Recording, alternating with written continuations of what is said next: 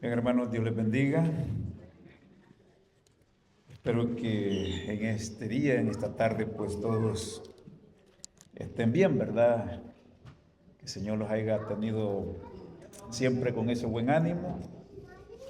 Y esta es una muestra de que el Señor los ha bendecido porque aquí estamos. Y todo se lo debemos al Señor, así que sean todos bienvenidos en el nombre del Señor. Todos los que ya estamos acá. Creemos, hermano, de que hay gozo y hay alegría, ¿verdad? Cuando nos encaminamos al lugar que Dios ha provisto para poder, hermanos, adorar a Dios con esa libertad, para poder glorificar al Señor, hermano, con un corazón, ¿verdad?, sincero, ya que la palabra del Señor dice: si se humillare mi pueblo sobre el cual mi nombre, dice, es invocado, y oraren y buscaren mi rostro y se convirtieren de sus malos caminos, yo oiré de los cielos, perdonaré sus pecados y sanaré su tierra. Ahora, dice Dios, estarán abiertos, dice, mis ojos, dice, sobre este lugar, ¿verdad? Para que cualquiera que llegara a ese lugar, hermanos, pueda recibir contestación a cada petición que tenga en su corazón. Muy bien, hermano, vamos entonces a ir a la palabra, hermanos. Vamos a ir libro de Marcos, capítulo 4. Vamos a ir al versículo 35 en adelante. Marcos, capítulo 4, versículo 35 en adelante. Vamos a tomar esta lectura, hermano, para poder ser enseñados a través de la palabra. Lo tienen, hermano. Leemos la palabra en el nombre del Padre, del Hijo y del Espíritu Santo, que dice de la siguiente manera. Aquel día, cuando llegó la noche, les dijo: pasemos al otro lado. Y despidiendo a la multitud, le tomaron como estaba en la barca. Y había también con él otras barcas. Pero se levantó una gran tempestad de viento y echaba las olas en la barca, de tal manera que ya se anegaban. Y él estaba en la popa durmiendo sobre un cabezal. Y le despertaron y le dijeron: Maestro, ¿no tienes cuidado que perecemos? Y levantándose, reprendió al viento y dijo al mar: Calla, enmudece. Y cesó el viento y se hizo grande bonanza. Amén. Hasta ahí vamos a leer, hermano. En esta tarde, hermano, vamos a estar hablando, hermano, sobre el Dios de lo imposible. El Dios, hermano, que hace todas las cosas posibles. Lo que para el hombre es imposible, para Dios todo es posible. Fíjese, hermano, que esa es la certeza y la seguridad que debemos tener nosotros. Y mira el gran privilegio que tenemos nosotros. Porque la palabra del Señor dice, hablando del hombre natural, del hombre que no tiene a Dios, dice que estos, dice, confían en carros y aquellos en caballos. Esa era la transportación, o era el elemento de guerra que tenían más sofisticado en aquellos tiempos en Egipto, porque Egipto fue conocido por tener carros, ¿verdad?, de guerra, y tener caballos veloces para poder pelear las batallas, y eran temibles ellos, eran grandes guerreros, y se movían, hermanos, a la velocidad de un carro, claro, tirado por caballos, y también, hermanos, montados como jinetes en esos caballos. Entonces dice que estos confían en carro y aquellos en caballo, mas nosotros del nombre de Jehová tendremos memoria.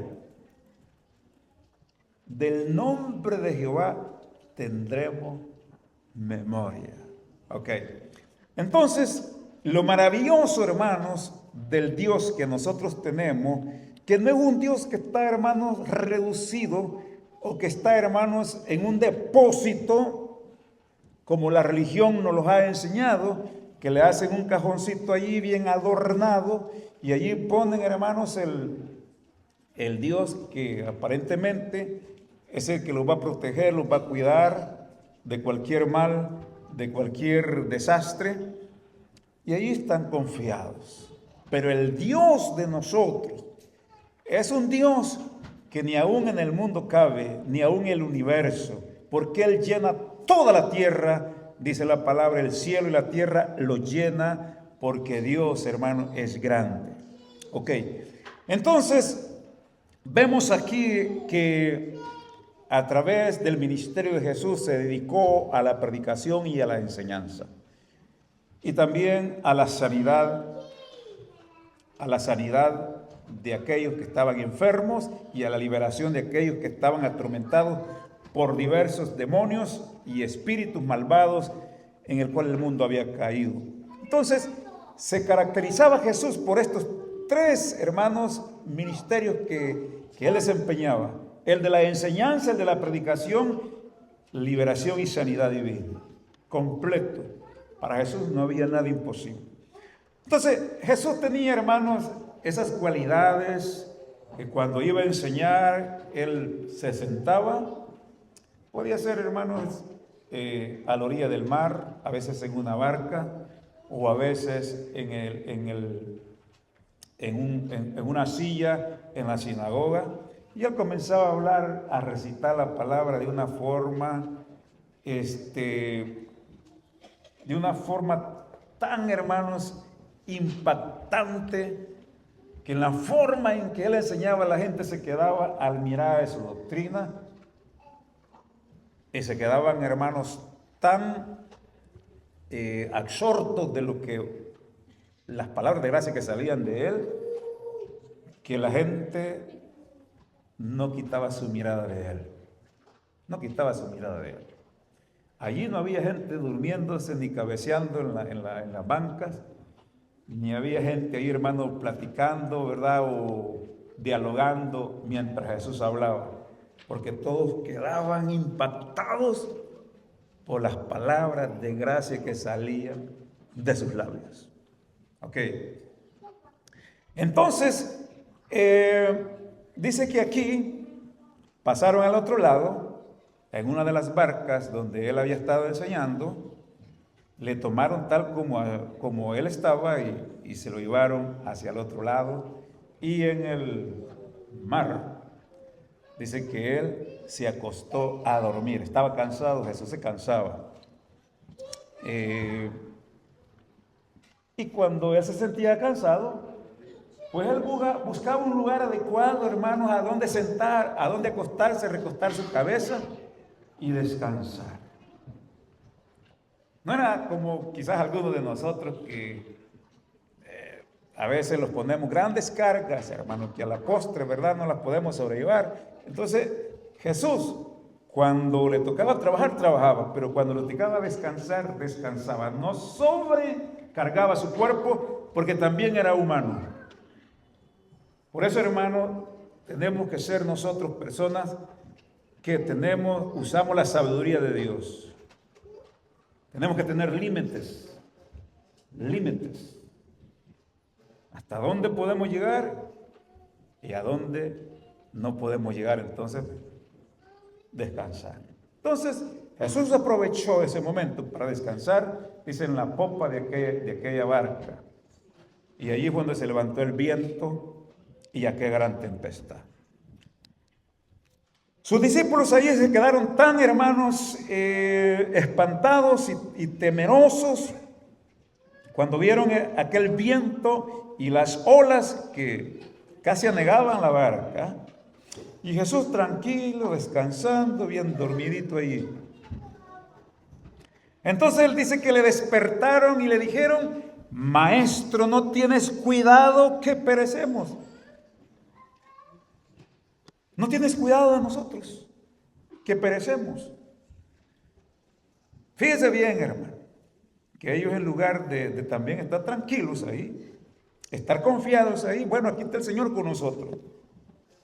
Si algo nos va a pasar a nosotros, le va a pasar a Él, pero Él no va a permitir, porque Él es el Señor, Él es el Mesías, Él es el que Israel esperaba. Entonces estemos tranquilos. En esos momentos de tempestad, en esos momentos de tribulación, es donde se prueba la fe de cada uno de nosotros, si cómo vamos a reaccionar. Si vamos a estar ahí quietos, vamos a estar ahí tranquilos, solo esperando, pero confiando en Dios. No cruzarnos de brazos como decir, bueno, no hay nada que hacer. No, confiando en que Dios tiene control y cuidado de todo. Tiene cuidado de mi vida, tiene cuidado de mi familia, tiene cuidado de mis hijos, tiene cuidado de mi trabajo, tiene cuidado de todo absolutamente, todo. Por supuesto, hermano, entonces tenemos que poner todo esto en las manos de Dios. Pero cuando se viene una tempestad, cuando se viene un ventarrón de esos, la mayoría de las veces lo que hacemos, ¿verdad?, es correr, huirnos y a ver a dónde los metemos. Pero confiar en esas circunstancias, hay que tener fe. Ok. Entonces, hermano, dice aquí la palabra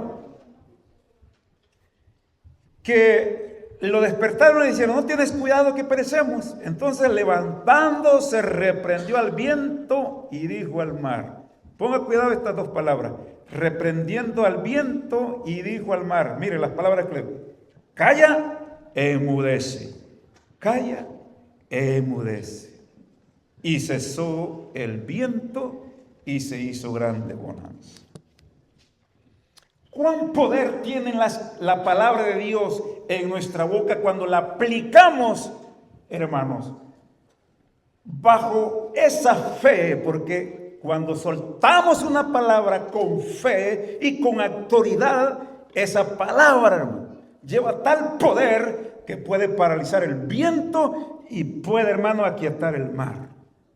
Porque eso fue lo que hizo Jesús. Pero nosotros muchas veces hacemos todo lo contrario. Todo lo contrario, porque proclamamos con nuestra propia boca, con nuestras propias palabras, no puedo. Esta enfermedad me va a matar, ya me tiene agarrado ya. No creo que la cuente, no creo que salga de aquí, no creo que salga de este problema. Cuando usted tiene que hablar la palabra, hable la palabra y diga, mi casa no va a caer, mis hijos no van a caer, mis hijos no los va a arrastrar el mundo, mis hijos van a crecer, van a permanecer en la iglesia, van a crecer en el evangelio, mis hijos van a ser hombres de Dios, van a ser mujeres de Dios, mi familia, como dijo Josué, mi casa y yo serviremos a Jehová. Proclamar esas palabras cada día, todos los días, no solamente una vez. Y comience a reprender y comience con autoridad a hablar la palabra. Hable la palabra. Jesús dijo, en mi nombre echarán fuera demonios. Un demonio lo puede poner a temblar y lo puede poner a huir a cualquier hermano que no confía en Dios. Pero cuando usted confía en Dios y habla la palabra como está escrita, por eso Dios, hermano, Dios está comprometido a honrar su palabra cuando nosotros la aplicamos en obediencia a esa palabra. No sé cómo está usted su vida delante de Dios, cómo usted se siente en este momento. ¿Qué clase de cristiano es usted? ¿Qué clase de cristiano soy yo? ¿Soy estable o soy movible? La fe es la que nos mantiene firmes. Y entonces Jesús se levantó. Él podía haber dicho, tiren todo a la mar. Como se acuerdan cuando Jonás iba huyendo, ¿verdad? Por salvarse y por salvar sus vidas, dice que arrojaron todo a la mar. Todo. Tal vez así logramos salir. Pero no pudieron. No pudieron. Jesús no hizo eso. No le dijo a Pedro, bueno, Pedro, ahora pon en acción tus habilidades. Pedro era un pescador, era un hombre que se había crecido en la mar. Toda su vida ese era él, ¿verdad? Su labor, ese era su trabajo. Conocía el mar, conocía cuando subía, cuando bajaba, y él conocía cómo el mar o los vientos y todo eso. Pero allí no habían tal, allí tenía que hablar. Habla usted la palabra, hermano. O se pone a llorar. Entonces cuando Jesús dijo, calla, enmudece, ¿qué pasó, hermano? Dice que el mar se aquietó. Gloria al nombre de Jesús. Calla, enmudece, y cesó el viento y se hizo grande bonanza. O sea que cuando aquel zumbido de aquel viento que soplaba, sonaba, de repente se calmó. Aquellas olas que se levantaban quedaron mansitas. Póngalo en su vida usted. ¿Cómo está usted? ¿Cómo está su barca? ¿Cómo está su fe? ¿Cómo está su confianza? ¿Cómo está usted en estos momentos? Entonces tenemos un Dios de lo imposible. Un Dios de lo imposible que actúa en los momentos cuando ya no hay nada que hacer. Pero cuando parece que todo está terminado, es allí donde usted y yo tenemos que decirle, Señor, pongo todo en tus manos, pongo mi vida en tus manos, pongo todo en tus manos, pongo mi vida en tus manos. Sé que las cosas no están fáciles, pero todo sé que obrará para bien, como dice la palabra. La palabra del Señor dice, y sabemos que todos los que aman a Dios, todas las cosas los ayudan a bien. Esto es para los que conforme a su propósito son llamados.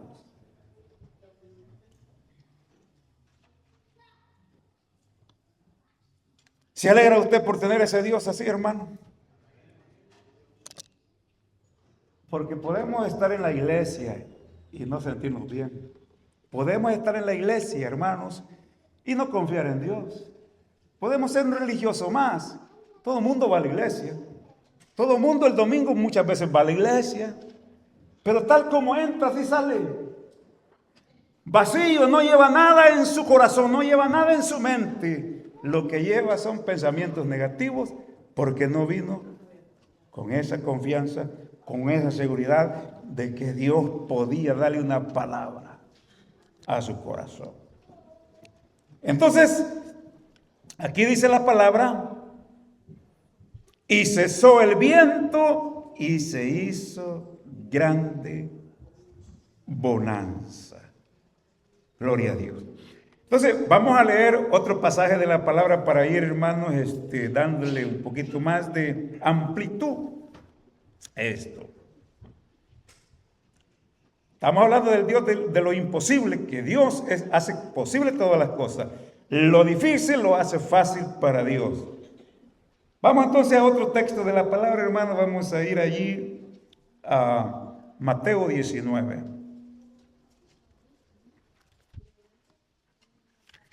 Mateo 19 y vamos a ir al versículo 26.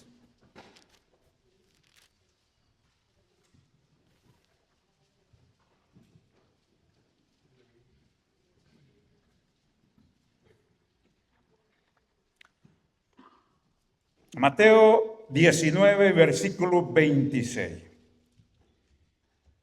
Y mirándolo Jesús les dijo, para los hombres esto es imposible, mas para Dios todo es posible.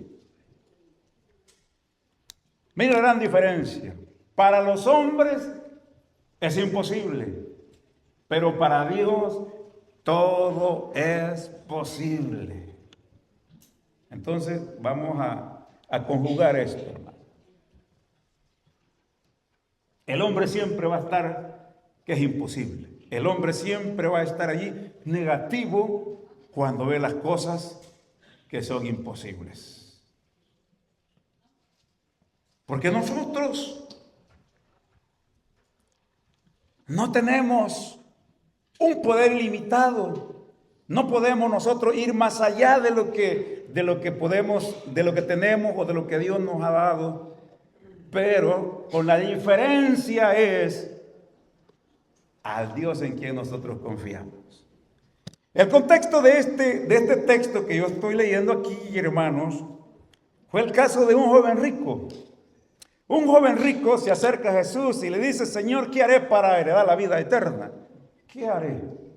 ¿Qué haré? Este muchacho tenía mucho dinero. No era pobre como nosotros, que, ¿verdad?, dependemos de un salario. Este era empresario.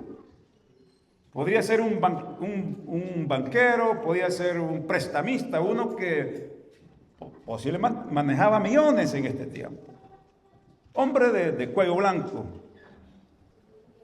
Va Jesús y le dice: Maestro, ¿qué haré para tener o heredar la vida eterna? Guarda los mandamientos, le dice. ¿Cuáles? No matarás, no adulterarás, no dirás falso testimonio. Y honra a tu padre y a tu madre. Y él le dice: todo esto lo he guardado desde mi juventud. Yo siempre he sido obediente. Yo siempre he llevado al pie de la letra todas estas cosas. Como decir nosotros, ¿verdad? Yo siempre voy a la iglesia. Yo siempre estoy ahí pendiente.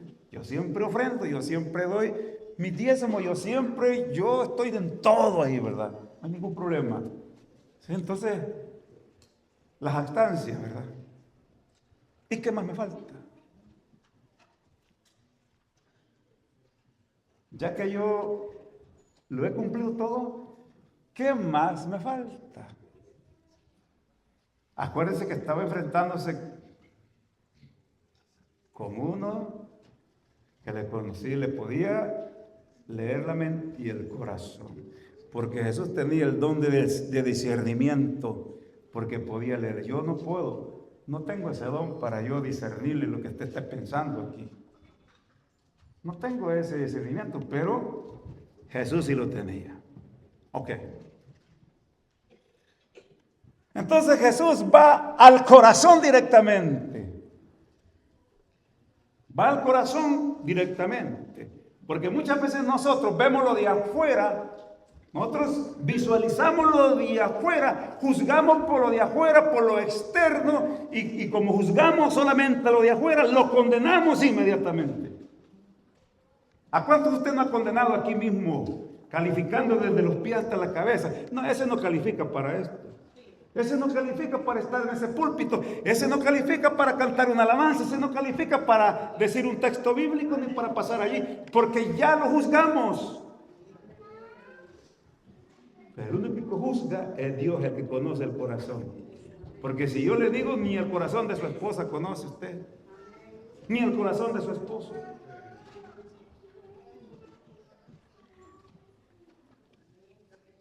Y creemos que sí podemos juzgar. Entonces, ¿qué más me falta? ¿Qué más me falta? Entonces, Jesús va al corazón. El corazón, en ese corazón de ese hombre veía una sombra, y que este hombre amaba el dinero. Este hombre vivía por el dinero. Por el dinero podía hasta mentir. Por el dinero podía hasta hacer fraudes. No sé si hay alguno acá en medio nuestro que por el dinero, hermano, puede entregar cualquier cosa. Hasta miente. Le miente al gobierno, le miente al contador, le miente a medio mundo. ¿Para qué? Porque yo necesito más. Entonces, el Señor le ve el corazón. Este es un avariento y su corazón está confiando en el dinero. Entonces, ¿qué le dijo el Señor acá a este joven? Le dice, ¿qué más me falta? Jesús le dice, si quieres ser perfecto, anda, vende lo que tienes y dale a los pobres y tendrás tesoro en el cielo. Y ven, sígueme.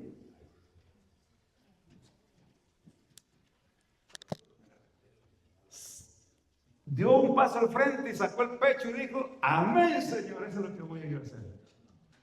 ¿Qué hizo este hombre? Bajó la cabeza.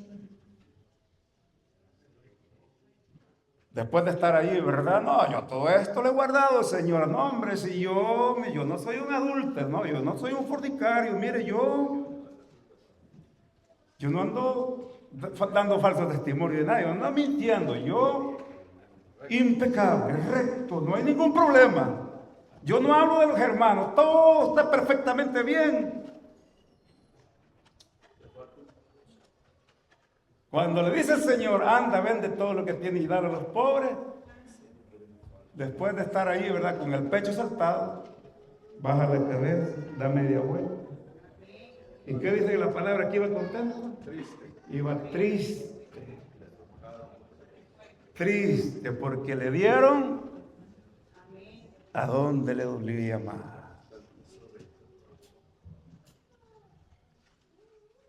Por eso, hermano, delante del Señor no podemos venir con un corazón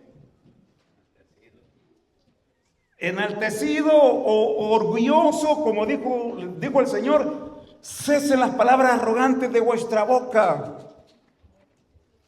No habléis, dice, con cerviz erguida.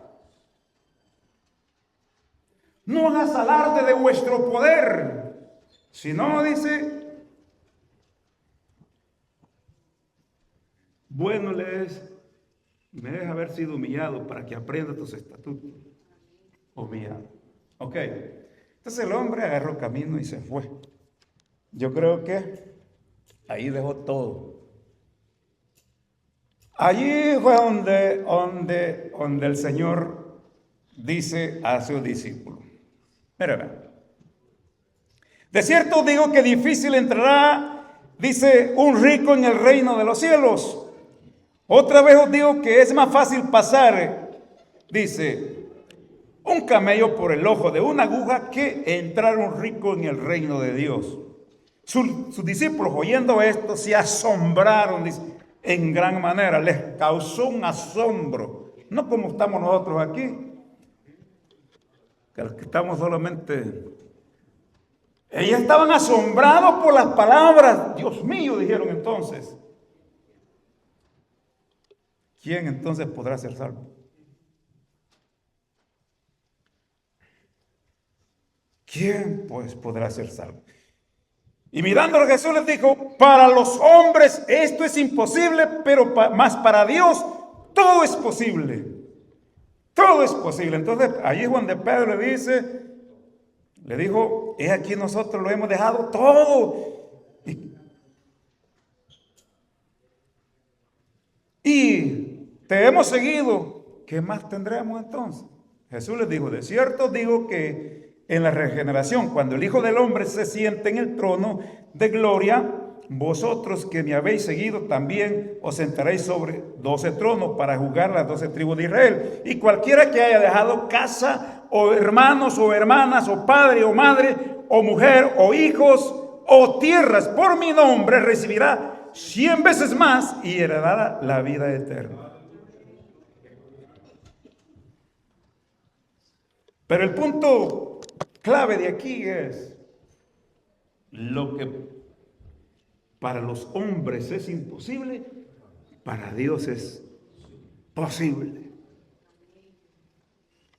¿Por qué dijo el Señor eso?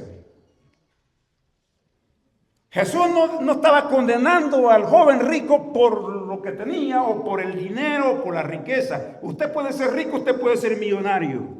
Todos podemos tener riqueza y no hay ningún problema en eso. Porque de esa manera es más solvente para que usted pueda trabajar en la obra de Dios y también para poder ayudar, ¿verdad?, en las necesidades. Usted puede suplir a muchas personas. a viudas, a huérfanos, a ancianos o muchas cosas puede ser usted, con mucho dinero. Pero cuando estamos bien pobres, ¿verdad? Mejor estamos esperando que los den a nosotros. No podemos hacer mucho más. Pero el caso no estaba en ser rico, sino que en otro texto el Señor dijo, Él dice, es difícil que un rico se salve, o a los que confían en las riquezas. Allí donde está el peligro, ahí donde está, hermanos, el obstáculo. Porque confiaban en las riquezas más que en Dios, confiaban en las riquezas más que en el poder de Dios. Porque este rico, este joven rico, si él hace lo que el Señor le dice, y él va y vende todo y lo da a los pobres, entonces iba a cumplir la palabra que él dijo al final, que se le iba a duplicar o multiplicar 100 veces más. Entonces ese rico iba a ser 100 veces más millonario ahora, porque él cumplió, porque él dijo, no, está bien, yo lo doy todo, yo sé que el Señor me va a proveer todo. Eso es no confiar en la riqueza. Confiar en que el que le está dando la orden le va a dar todo de regreso. Y si no le da nada, pero la vida eterna se la va a dar. Entonces no hay pérdida. ¿Y entonces de qué se queja? Pues? Entonces ¿de qué? ¿Por qué vamos a estar tristes entonces? Eso es confiar, eso es tener fe. Pero cuando no tenemos fe, ahí es donde ponemos el grito. ¿Y de qué voy a vivir yo entonces ahora? ¿De qué voy? Si yo doy esto, ¿qué voy a hacer de mi vida? ¿Cómo voy a pagar, dice, el carro? ¿Cómo voy a pagar la casa? ¿Cómo voy a pagar el estudio de mis hijos? ¿O cómo yo voy a mandarle a mi familia? Cuando no tiene fe. Pero cuando tiene fe, Señor, tú lo proveerás. Esa es fe, hermano, esa es fe. ¿Cuántos hablan de fe, hermano? Porque yo a veces los veo como pensativos a ustedes, dicen, pero ¿de qué está hablando ese? Porque siempre estamos acostumbrados, siempre, casi no a depender de Dios, solo en momentos como cuando tengo una enfermedad, pero de allí como cosas de, que si yo me quedo sin nada, no, yo lo que tengo que hacer es buscar un doble trabajo para que no me haga falta eso. En eso es lo que estamos confiando más nosotros. Y como me va a faltar, dice, recorto las ofrendas, recorto los diezmos y no doy ya nada, porque todo eso me va a faltar. Porque no está confiando, no tiene fe.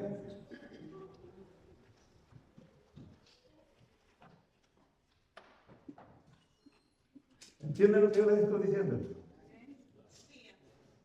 No me queden mirando un poco serios así, porque yo como que dicen, ¿por qué está hablando? Pero esa es una realidad, hermano. Gloria a Dios, porque el tema es que tenemos un Dios de lo imposible, que hace las cosas posibles. Y mire, hermano, para darle un poquito más de fuerza, vamos a ir a otro texto, allá a Romanos 4:17. Vamos a ir a Romanos 4:17. Yo aquí estoy dando un estudio, una enseñanza, hermanos. Si lo que me hace falta es la barca para sentarme nomás.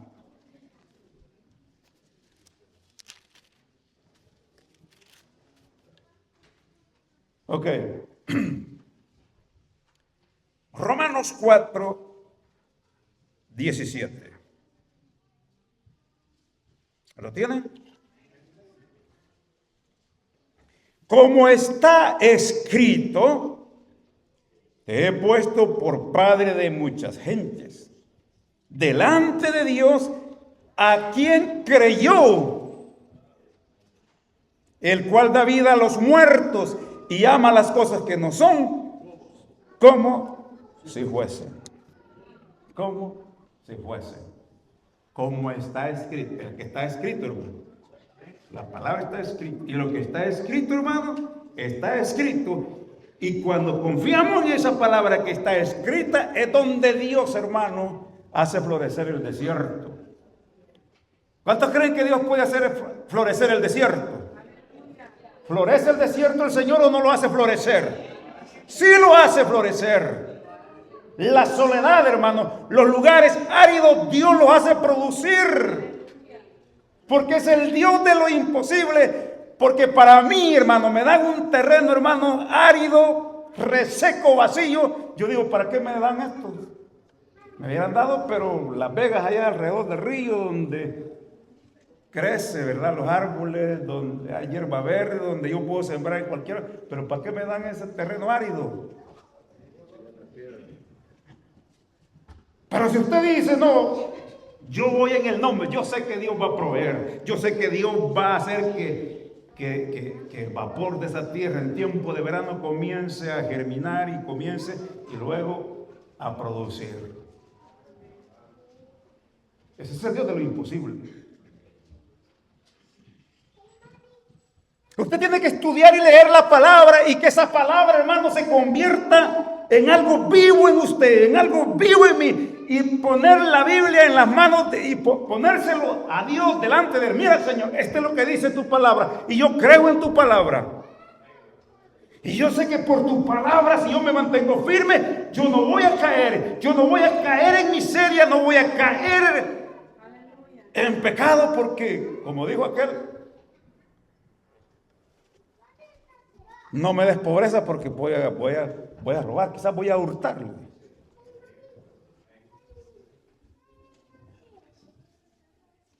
Y cuando usted está mano a Dios, hermano, no está por andar haciendo nada malo por allá. Cuando usted está mano con Dios, como usted sabe que todo lo que le pida a Dios, Él se lo va a proveer. Entonces usted está mano a mano con Él. Usted está mano a mano con Él. Y usted no está para, hermano, hacer cosas indebidas delante de Dios. Usted se mantiene fiel a Dios. Fiel en la iglesia, fiel a donde trabaja, fiel a donde vive, fiel a donde se mueve, fiel en todo. Y aunque el enemigo le ofrezca los reinos de este mundo, le ofrezca todo lo que se ve y puede ser muy atractivo, pero a usted eso no le llama la atención. Dios tiene algo mejor para usted. Dios tiene algo mejor para usted. Dios tiene algo mejor para usted, hermano. Para usted, hermano. Para usted, joven. Para usted, joven. ¿Por qué tenemos, como dijo el Señor, que ir a buscar agua en el río Nilo? ¿Por qué tenemos que ir allá, hermanos, a Siria?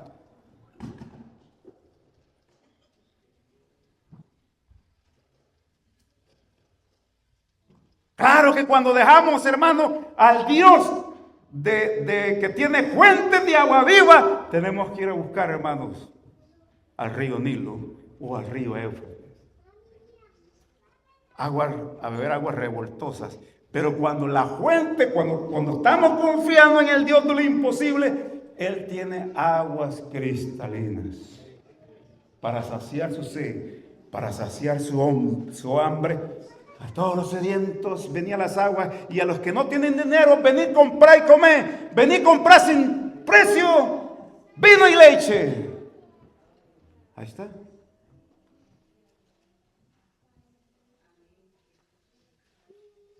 Entonces, que como está escrito, te he puesto por padre de mucha gente. ¿Cuándo se lo dijo a ese, hermano? Cuando tenía un montón de cipotes ahí alrededor de él.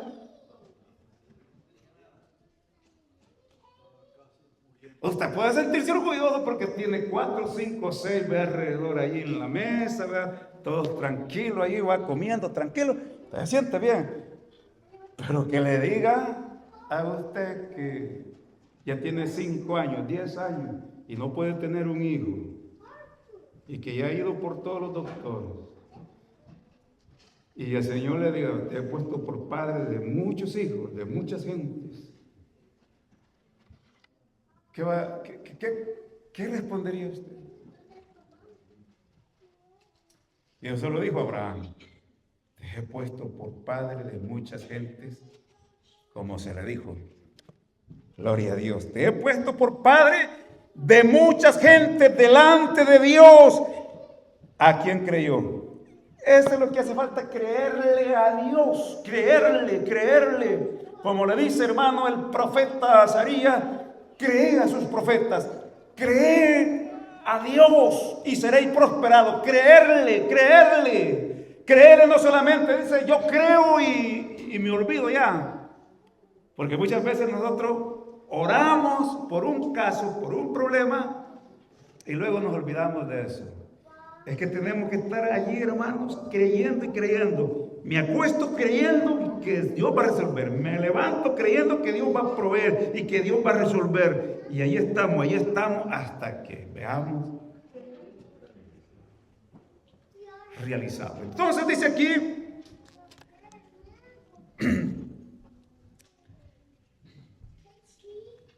dice, el cual da vida a los muertos. A los muertos. Ahí, ¿verdad? Ya cuesta creer más, ¿verdad? Que da vida a los muertos. Es más fácil aceptarlo espiritualmente, ¿verdad? Porque Dios tiene la promesa de que Él puede levantar muertos, que está muerto totalmente, como el caso de Lázaro, ¿verdad? Muerto totalmente. Pero la fe no los hace, no los vamos más allá. Entonces Dios, no, es espiritualmente, pues, anda muerto espiritualmente, pues venga Cristo y ya resucitó. También ese es un milagro. Pero también Dios puede levantar de entre los muertos. ¿Creemos eso o no creemos eso? Ok, entonces dice aquí la palabra, dice, y llama las cosas que no son como si fuesen. Llama las cosas que son como si fuesen. Es como que usted le ponga nombre a alguna cosa que todavía no existe. Que no existe. Pero usted ya le puso nombre. Que así se va a llamar. Eso es fe, hermano. Eso es fe. Pero yo le quiero decir algo también. Que no solamente es oír la palabra, sino actuar. La palabra hablada, la palabra, hermanos, pronunciada, la palabra, hermanos, porque no podemos solamente pensar y meditarlo, sino hablarla.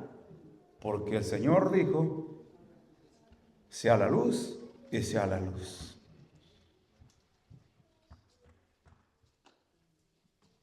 Lo habló la palabra. Cuando tenemos el caso de Lázaro, sus hermanas lo mandan a llamar a Jesús porque ya estaba enfermo y el Señor dijo, esta enfermedad no es para muerte, sino para la gloria de Dios. Entonces quedó otros días más, se quedó como 2 o 3 días más allá en Judea. Luego después volvió, dijo, vamos a ir a despertar a Lázaro. Señor, déjalo tranquilo, le dijeron los discípulos, si él está durmiendo, pues para despertarlo, no hay problema. No, le dice, Lázaro ha muerto. Y me alegro que ustedes no estuvieron allí, le dice, porque ahora verán lo que Dios va a hacer. Dios les estaba enseñando algo para lo que iba a venir, para que creyeran. Los estaba preparando para cuando el ministerio de ellos lo iban a ejercer. Ok, llegan allá, estaban, hermanos, en duelo. Ya Lázaro estaba enterrado, María y Marta estaban ahí siendo consoladas por los judíos, por sus amigos, por sus familiares, estaban allá. Cuando ven a Jesús, corren a él y le dicen, Señor, si hubieras estado aquí, mi hermano no hubiera muerto. Mas sea ahora que todo lo que pidieres a Dios o al Padre te lo dará. Tu hermano resucitará, le dijo rápido Jesús. Pero está hablando del presente. Ella dijo, bueno, sí, yo sé que va a resucitar, pero en el día postrero. Su fe la tenían para el final, o sea, en la resurrección de los muertos. Pero Jesús estaba hablando en ese momento, ahí.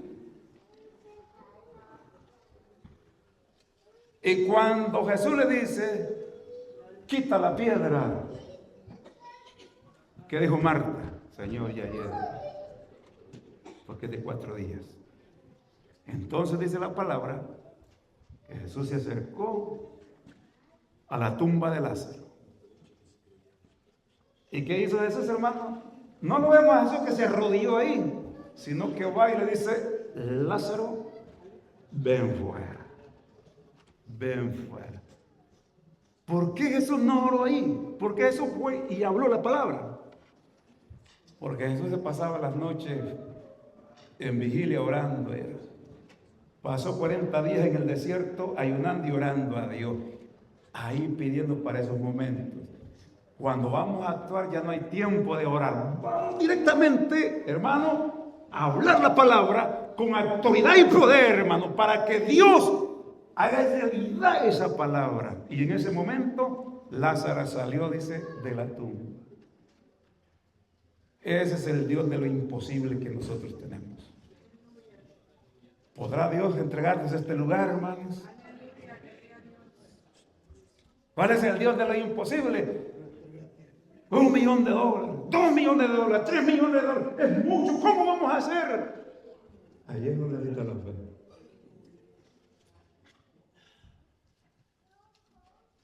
Siempre hablamos de David, que David, hermano, derribó un gigante, un Goliat.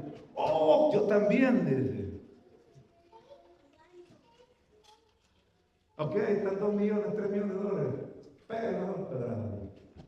No, cuidado, no. Los vamos a meter como Saúl, hermano, no sé a dónde.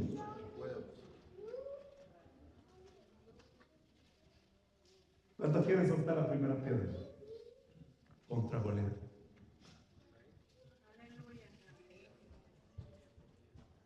Bueno, hermanos, los dejo con este pensamiento. Vamos a darle gracias a Dios por la palabra.